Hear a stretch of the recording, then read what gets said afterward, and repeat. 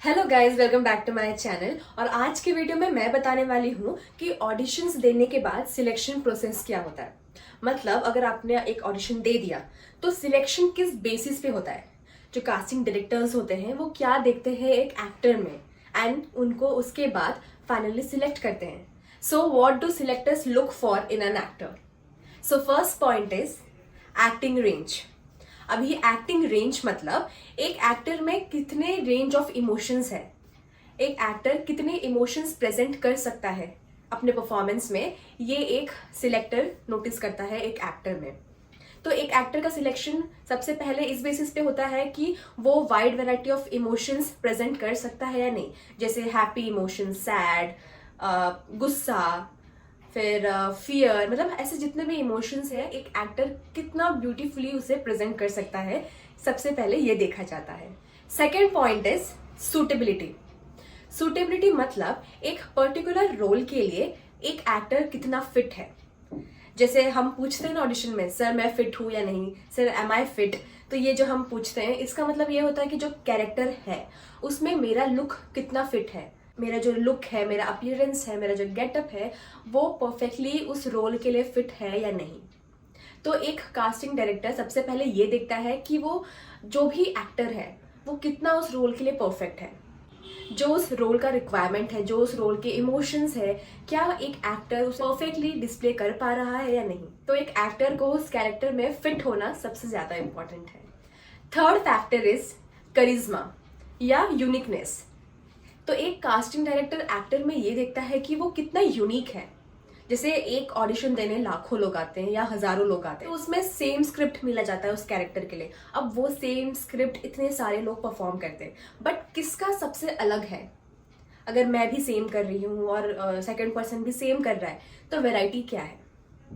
तो इस बेस पे कास्टिंग डायरेक्टर ये देखता है कि यूनिक वे किसने क्रिएट किया है, या किसके अंदर इतना करिश्मा है या एक एक्स फैक्टर है जो इस रोल के लिए परफेक्टली फिट है। तो ये सब डिसाइड करता है कि आप उस कैरेक्टर के लिए कितने फिट हो। इसलिए जिनका भी सिलेक्शन होता है फाइनल रोल के लिए, तो बहुत लोगों में से उनका टेक जरूर थोड़ा अलग रहता ही है।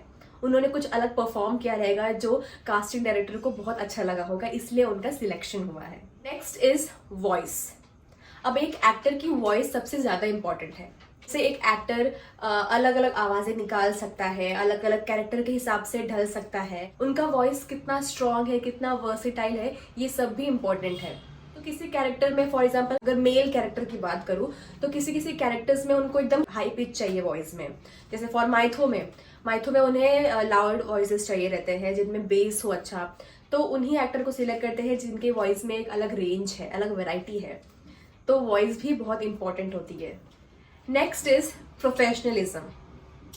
अब जैसे आप इंडस्ट्री में काम करते हो तो बहुत सारे कास्टिंग डायरेक्टर्स आपको जानते हैं कि हाँ ये मतलब ये बंदा या ये बंदी कैसे काम करती है सेट पे, कितनी पंचुअल है सेट पे, वो सेट पे कैसे बिहेव करती है। तो ये सब चीजें बहुत मायने रखता है किसी की भी सिलेक्शन होने के लिए।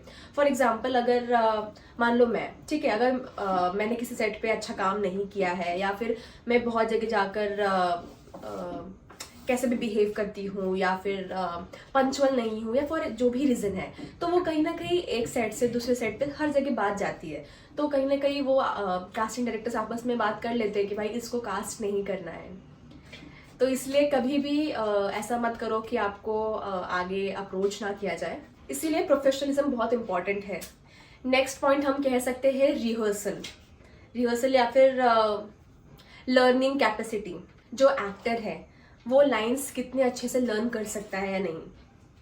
इसलिए मोस्टली क्या होता है ना, जब भी लीड रोल की रिक्वायरमेंट होती है वो हमेशा नोन फेसेस या सेमी नोन फेसेस को प्रिफर करते हैं, क्योंकि उन्होंने बहुत काम किए होते हैं। तो इसलिए आज वो जिस भी पोजीशन पर है, तो इसलिए क्योंकि लीड रोल आसान नहीं होता है।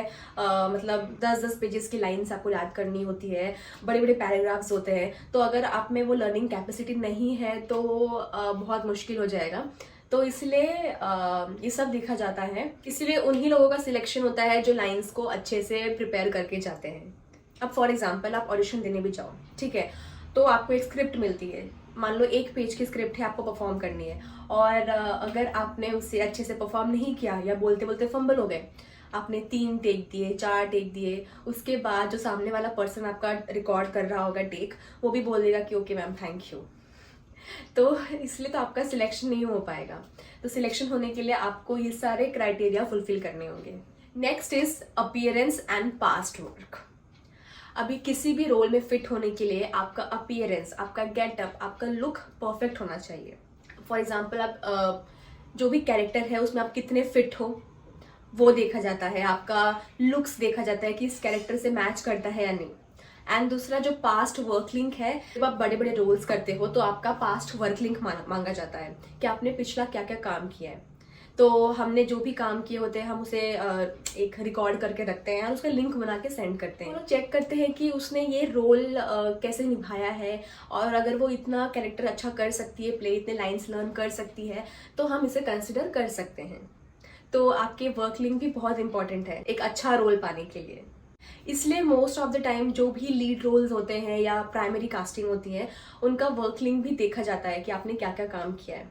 इसलिए मोस्टली वो लोग नॉन फेसेस को प्रिफर करते हैं कि यार अच्छा इसने काम किया है, इसका IMDb लिंक है, तो दैट मीन्स यार एक अच्छी एक्टर है, इसने इतना अच्छा काम किया है, तो डेफिनेटली हम इसे सिलेक्ट कर सकते हैं। और रही बात कुछ आजकल सीरियल्स में नए लोगों को मौका दिया जा रहा है एज अ लीड, तो वहाँ पे वो डेफिनेटली आपके ऑडिशंस, आपके जो भी मैंने बाकी क्राइटेरिया बताई हैं अभी तक, बाकी पॉइंट्स बताए हैं, वो सब कंसिडर किया जाता है और फिर ही सिलेक्शन होता है। तो ये सारे कुछ पॉइंट्स हैं जैसे कि आपका डेडिकेशन, प्रोफेशनलिज्म, ये सब चीज़ें बहुत इंपॉर्टेंट है, आपका हार्ड वर्क भी। तो अल्टीमेटली एक सिलेक्टर एक एक्टर में वही देखता है कि आप वो कैरेक्टर कितने अच्छे से परफॉर्म कर सकते हो, या उस कैरेक्टर को एक लाइफ में आप लेकर आ रहे हो, मतलब एक दूसरे कैरेक्टर को आप अपने लाइफ में लेके आ रहे हो, उसे बहुत अच्छे से प्रेजेंट कर रहे हो। तो एक सिलेक्टर यही देखता है एक एक्टर में। सो आई होप आपको ये वीडियो अच्छा लगा होगा, और ये सारे कुछ पॉइंट्स थे जो बहुत ही जेन्युइन और इम्पोर्टेंट होते हैं। तो हमें भी इस पर वर्क करना चाहिए, अपने पर्सनैलिटी पे वर्क करना चाहिए, अपने आप को और डेवलप करना चाहिए, ताकि हमें एक अच्छा रोल मिल सके।